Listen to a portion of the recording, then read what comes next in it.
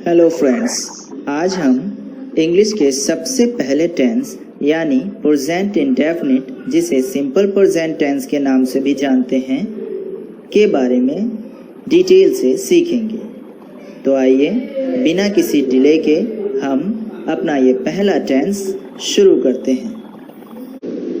तो आइए सबसे पहले हम इस टेंस की पहचान देखते हैं।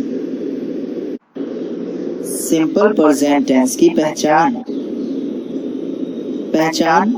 ता हूँ, ता है, ती हूँ, ती है, ते हो, ते हैं, या ओ की आवाज आएगी। जैसे मैं जाता हूँ, वह जाती है, तुम रोज स्कूल जाते हो, हम जाते हैं, तुम जाओ, तुम सुनो।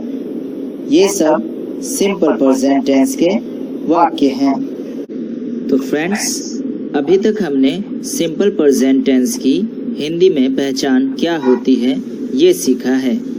आइए आगे बढ़ते हैं और जानते हैं कि सिंपल प्रेजेंट टेंस की इंग्लिश में हेल्पिंग वर्ब क्या होती है और इसका इस्तेमाल हम कब और कैसे करते हैं। तो आइए जानते हैं कि हेल्पिंग वर्ब क्या होती है सिंपल प्रेजेंट टेंस की।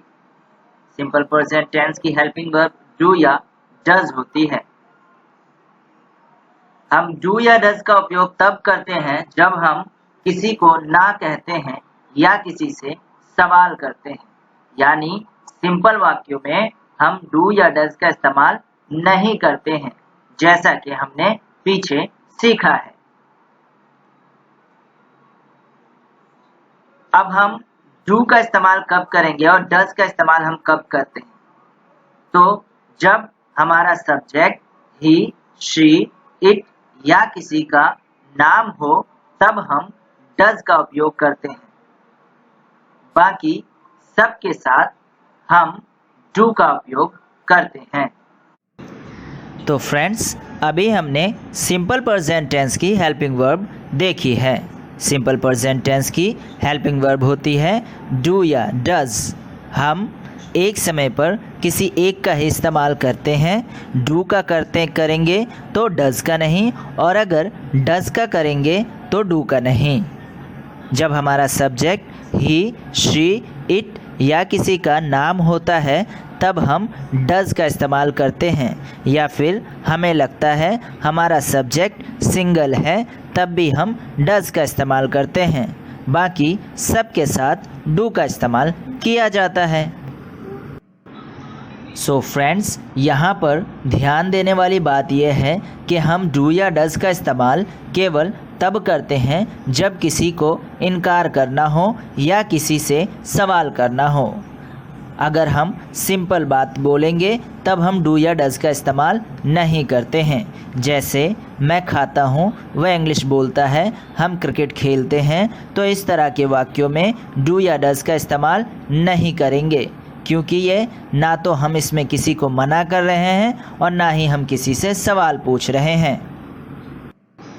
यस, हम डू या डज का इस्तेमाल तब करेंगे जब किसी को मना करते हैं या सवाल करते हैं। जैसे मैं इंग्लिश नहीं बोलता हूँ, वह क्रिकेट नहीं खेलता है, तुम बॉम्बे क्यों जाते हो, वह स्कूल क्यों नहीं जाता है। जब हम इस तरह के वाक्य बोलते हैं तब डू या डज का इस्तेमाल करते हैं।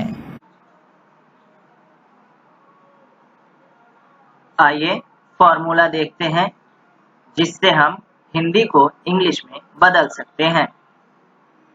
सबसे पहले सब्जेक्ट प्लस वर्ब की फर्स्ट फॉर्म एंड ऑब्जेक्ट, ये पहला फॉर्मूला है। दूसरा, सब्जेक्ट प्लस वर्ब की फर्स्ट फॉर्म में हम एस या ईएस जोड़ेंगे और लास्ट में ऑब्जेक्ट का यूज करेंगे। नोट, अगर हमारा सब्जेक्ट ही, शी, इट या किसी का नाम होगा तो हम वर्ब की फर्स्ट फॉर्म के साथ एस या ईएस जोड़ेंगे। अगर हमारा सब्जेक्ट ही, शी, इट या किसी का नाम नहीं होगा तो हम वर्ब की फर्स्ट फॉर्म में एस या ईएस नहीं जोड़ेंगे। जैसे एग्जाम्पल है, मैं पढ़ता हूँ, तो यहाँ पर सबसे पहले हमें सब्जेक्ट ढूंढना है। आपकी आसानी और समझने के लिए हमने सब्जेक्ट को रेड कलर से दिखाया है, वर्ब को ग्रीन कलर से दिखाया है। तो यहाँ पे हमारा सब्जेक्ट है मैं, और मैं को इंग्लिश में कहते हैं आई, और पढ़ने को रीड। तो सब्जेक्ट पहले आया और फिर हमारा वर्ब की फर्स्ट फॉर्म, मैं पढ़ता हूँ, आई रीड। दूसरा एग्जाम्पल देखते हैं, वह पढ़ता है। अब यहाँ पे हमारा सब्जेक्ट क्या है? वह को क्या कहते हैं इंग्लिश में? ही। जब हमारा सब्जेक्ट ही है तो आप देख सकते हैं ही, शी, इट या नाम के साथ हम क्या जोड़ते हैं? एस या ईएस वर्ब की फर्स्ट फॉर्म में। तो हमारा सब्जेक्ट है वह पढ़ता है का क्या बनेगा? He reads. हमने यहाँ पे रीड के साथ एस जोड़ दिया है, ही रीड्स। यहाँ पे हमारा subject he, she, it name में से नहीं है, आई है, तो इसलिए हमने सिर्फ यहाँ पे रीड रहने दिया, और यहाँ पे हमने क्या किया? यहाँ पे हमने एस जोड़ दिया, यानी हमारा ये हो गया रीड्स। अगला एग्जाम्पल देखते हैं, जैसे आप अंग्रेजी बोलते हो। तो यहाँ पर सबसे पहले हमें सब्जेक्ट ढूंढना है। तो सब्जेक्ट है हमारा आपको कहते हैं यू। उसके बाद यहाँ पे काम क्या है? काम यानी वर्ब की फर्स्ट फॉर्म यहाँ पे वर्ब क्या है? यहाँ पे है काम करना, यहाँ पे है काम करना। क्या काम हो रहा है? बोलने का, और बोलने को कहते हैं स्पीक। तो सबसे पहले सब्जेक्ट, उसके बाद बोलना, और फिर लास्ट में अंग्रेजी आएगा। तो क्या बनेगा हमारा? You speak English. अगला एग्जाम्पल देखते हैं इस तरफ, वह अंग्रेजी बोलती है। तो यहाँ पे हमारा सब्जेक्ट है वह, और लड़की है तो लड़की को कहते हैं शी। तो हमारा हो जाएगा शी स्पीक्स इंग्लिश। हमने यहाँ पे स्पीक के साथ एस जोड़ा है, क्यों? क्योंकि हमारा सब्जेक्ट क्या है? शी, और शी अगर हमारा सब्जेक्ट होगा तो वर्ब की फर्स्ट फॉर्म के साथ हम एस या एस जोड़ेंगे। तो यह हमारा एस हमने यहाँ पर जोड़ दिया है। आइए अगला एग्जाम्पल देखते हैं, जैसे कुत्ते भौंकते हैं।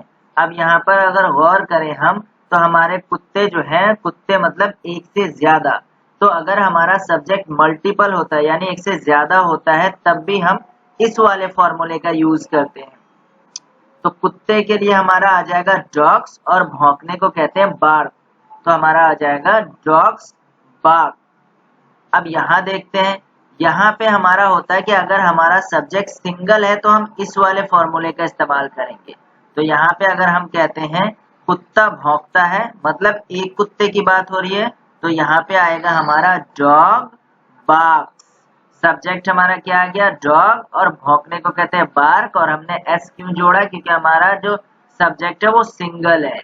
तो जब हमारा सब्जेक्ट सिंगल भी होता है तब भी हम इसी फॉर्मूले का इस्तेमाल करते हैं।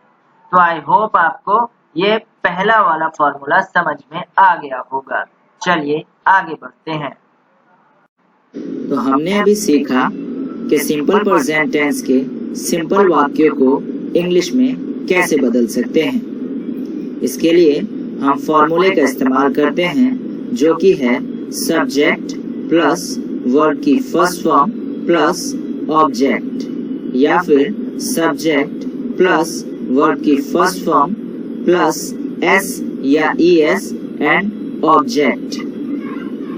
दोस्तों, हमें याद रखना चाहिए कि हम वर्ब की फर्स्ट फॉर्म में एस या ईएस तभी जोड़ते हैं जब हमारा सब्जेक्ट ही, शी, इट या किसी का नाम होता है, या हमें ऐसा लगता है कि हमारा सब्जेक्ट सिंगल है। हमने इन फॉर्मूलों की सहायता से कुछ एग्जाम्पल्स भी किए हैं। आइए आगे बढ़ते हैं और कुछ और एग्जाम्पल्स हल करने की कोशिश करते हैं। तो फ्रेंड्स, ये उदाहरण आपके लिए है। आपको इन हिंदी के सेंटेंसों को इंग्लिश में बदलना है। अब तक हमने जो सीखा, ये उनमें से ही कुछ एग्जाम्पल्स आपके लिए हैं। क्या आप इन्हें इंग्लिश में बदल सकते हैं? बदलकर कमेंट में ज़रूर बताएं। तो आपके करेक्ट आंसर होने चाहिए, मैं दौड़ता हूँ, आई रन, वह दौड़ती है, शी रन्स, आप क्रिकेट खेलते हैं, यू प्ले क्रिकेट, वह क्रिकेट खेलता है, ही प्लेज क्रिकेट। मेरे सभी दोस्त इंग्लिश बोलते हैं या अंग्रेजी बोलते हैं। My all friends speak English. मेरा एक दोस्त अंग्रेजी बोलता है। तो my one friend speaks English. अगर आप नोटिस करेंगे तो इस तरफ हमने वर्ब की फर्स्ट फॉर्म में एस या ईएस नहीं जोड़ा है, लेकिन इधर अगर आप नोटिस करेंगे तो वर्ब की फर्स्ट फॉर्म में हमने एस या ईएस जोड़ा है। क्यों जोड़ा है?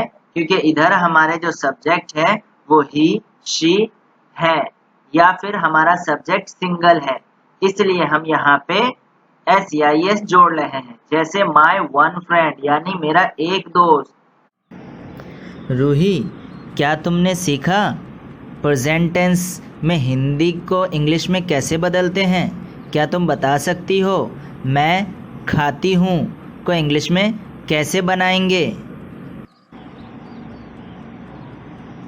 हाँ, मुझे तो समझ में आ गया। खाने को आई ईट बोलते हैं।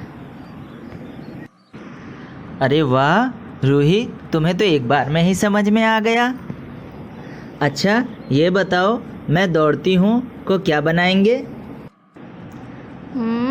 मुझे सब समझ में आ गया। मैं दौड़ती हूँ को बोलेंगे आयरन। अच्छा तुम बताओ, मैं खाता हूँ को इंग्लिश में क्या बोलेंगे? मैं खाता हूँ को बोलेंगे आई ईट। मुझे भी समझ में आ गया। तो देखा फ्रेंड्स, आपने रूही और समीर ने कितनी जल्दी सीख लिया। अगर आप भी कोशिश करेंगे तो जल्द ही इंग्लिश सीख जाएंगे। चलिए मिलते हैं सिंपल प्रेजेंट टेंस के अगले पार्ट में, जिसमें हम सीखेंगे नहीं वाले वाक्यों को कैसे बनाते हैं। तब तक के लिए बाय बाय।